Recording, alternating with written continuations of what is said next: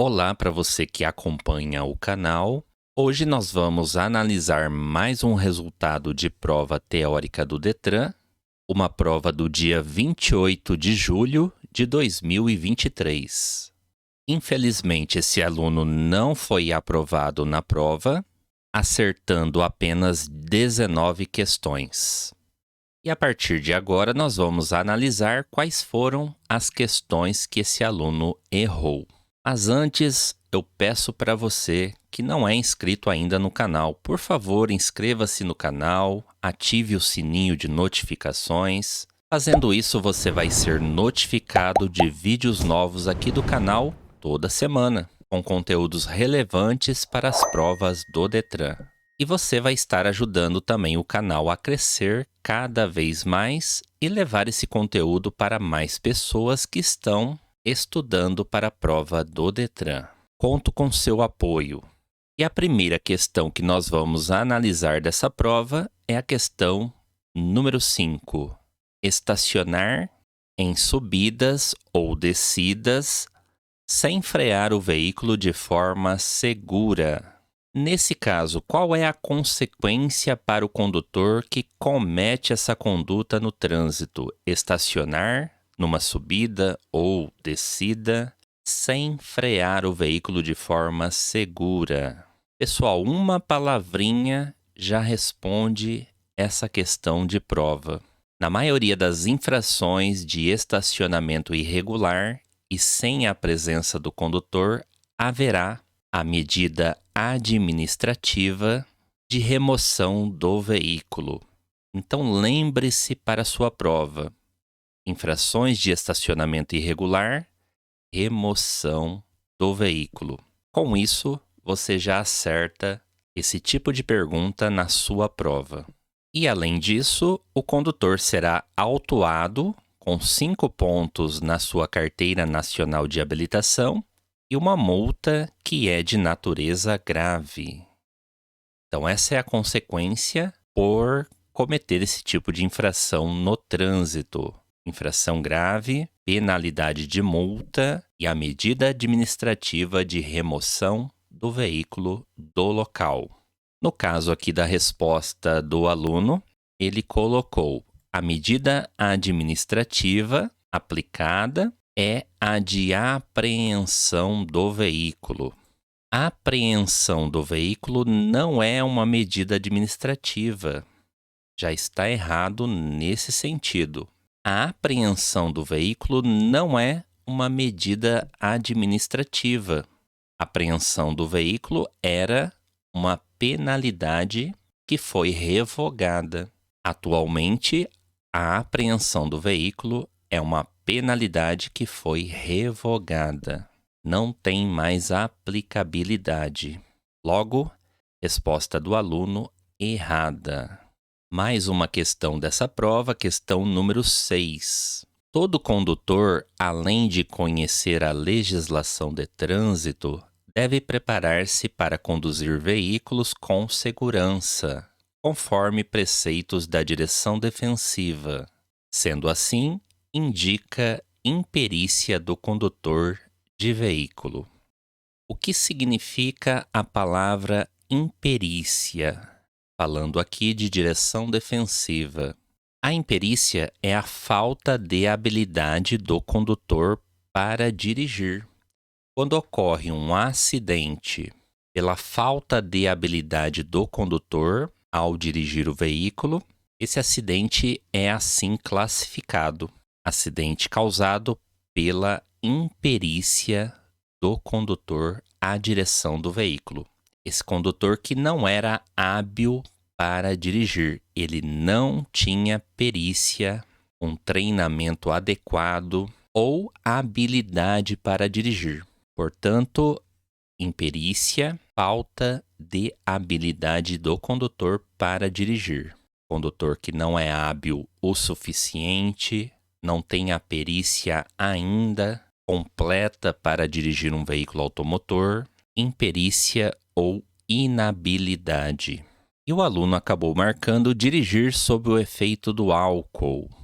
Dirigir sob o efeito do álcool é uma atitude de imprudência. Imprudente é aquele motorista que se expõe e expõe aos outros a riscos desnecessários no trânsito e sem medir as suas consequências. Motorista imprudente. Isso é recorrente em provas teóricas do Detran, questões cobrando o conceito de imperícia e também de imprudência. Próxima questão, questão 9. Em uma ultrapassagem, uma das principais variáveis básicas envolvidas é a resposta correta: a avaliação do risco a ser assumido durante a manobra. Essa é uma das principais variáveis que devemos analisar. Avaliar sempre o risco durante a realização desse tipo de manobra no trânsito. E não é a distância de percepção. Devemos avaliar a distância de segmento em relação aos outros veículos no trânsito. Isso é muito importante também. Ao se pretender ultrapassar um veículo no trânsito, observamos a distância de segmento em relação aos veículos que seguem à nossa frente. Isso também deve ser avaliado. Questão 11. Ao conduzir a bicicleta pelo bordo da pista de rolamento, o ciclista deve: resposta correta: manter-se em fila única. Um atrás do outro é mais seguro para os ciclistas e para o trânsito transitar dessa forma ao conduzir a bicicleta, em fila única, um atrás do outro. Eles não devem andar lado a lado. Resposta errada. E essa mesma regra vale para o pedestre caminhando em uma via que não tenha calçadas ou acostamentos. Os pedestres também, nesse caso, devem manter-se em fila única. Questão 13. Em condições de chuva intensa e diminuição de visibilidade, recomenda-se ao condutor de um veículo automotor, dentro dos princípios que norteiam a direção defensiva, usar a luz. Qual é a luz obrigatória que devemos acionar durante chuva, neblina também, cerração, penumbra, ou seja, condições adversas? Nesses tipos de condições adversas, é obrigatório que o condutor mantenha acesa a luz baixa do farol e trafegue em velocidade reduzida, redobrando a atenção, avaliando o risco de se dirigir durante essa condição adversa bastante perigosa. Portanto, esse é um dos motivos que é obrigatório mantermos o farol de luz baixa aceso ao trafegar sob condições adversas, por exemplo, chuva, neblina, cerração, penumbra.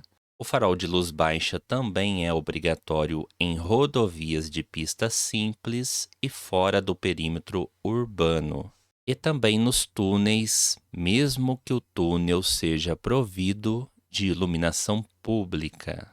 São algumas das situações nas quais o uso da luz baixa do farol ele é obrigatório.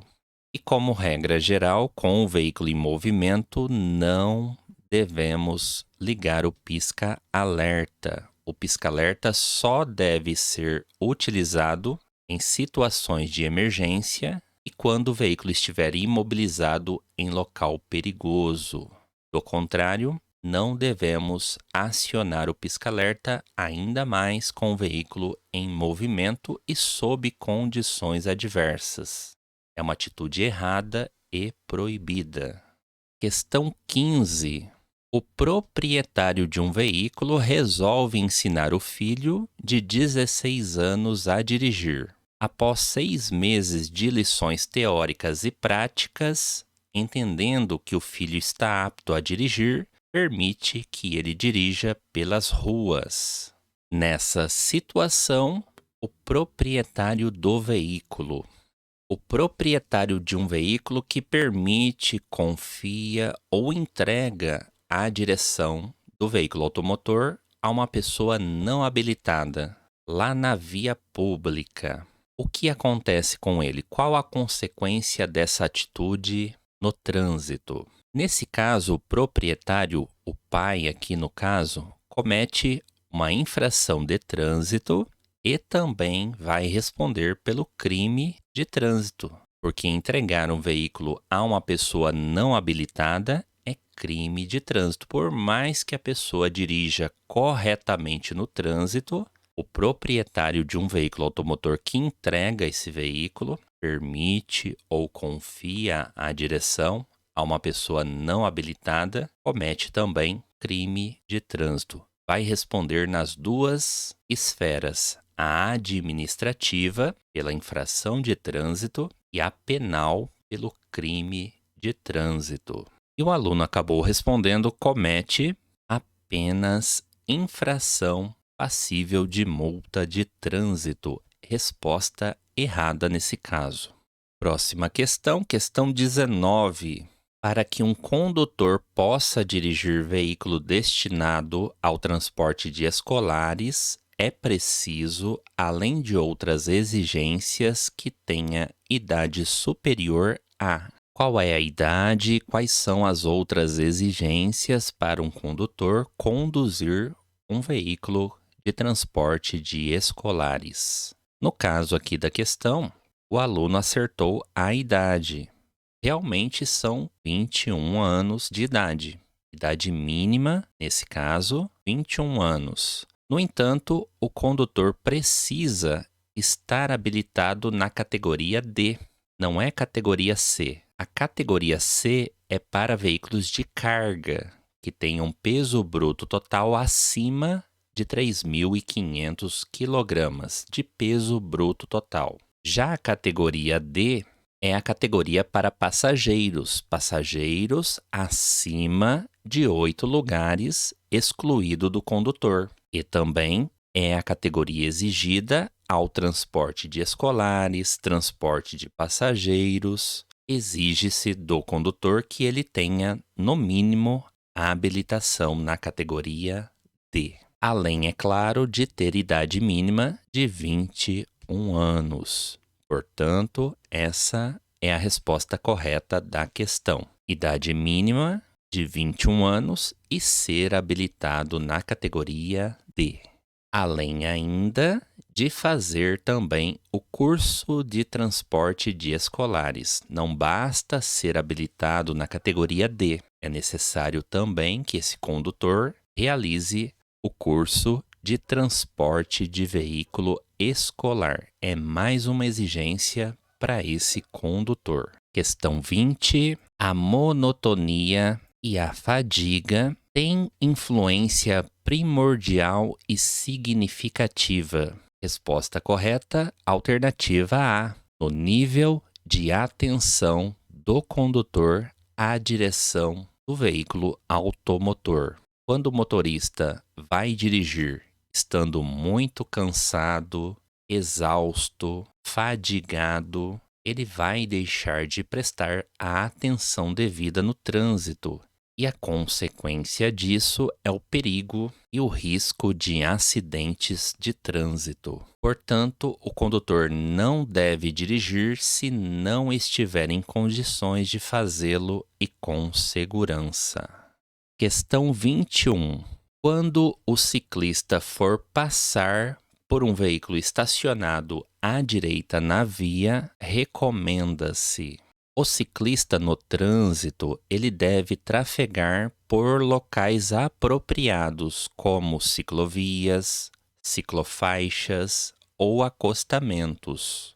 Quando não existir esses locais, o ciclista deve trafegar pelos bordos da pista, no mesmo sentido dos veículos automotores e em fila única. Mas quando há um veículo estacionado nesse local, por onde o ciclista deveria trafegar, o que é recomendado a ele?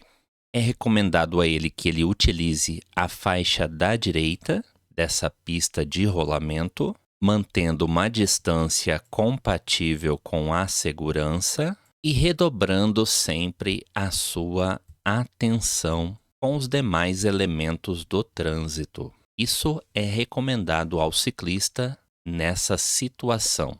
E o aluno acabou marcando utilizar o passeio e redobrar a atenção. Como regra, o ciclista não deve utilizar o passeio, a calçada, estando ele montado na bicicleta. Ele não deve fazer isso. Logo, essa resposta fica errada a ser marcada na prova do Detran. Questão 22. Ao deparar-se com um acidente de trânsito, o motorista deve: item número 1. Manter ligada a chave de ignição dos veículos acidentados para que os faróis iluminem o local. O item 1 está errado. Pelo contrário, nós vamos sempre desligar a chave de ignição dos veículos acidentados. Manter ligado pode ocasionar curto-circuito e até princípio de incêndio. Logo, a atitude correta nesse caso é desligar a chave. Nós vamos sempre sinalizar o local do acidente. Essa é a primeira atitude em acidentes de trânsito com vítimas. Sinalize o local do acidente para evitar novos acidentes, novas consequências. E também vamos chamar uma ambulância ou resgate.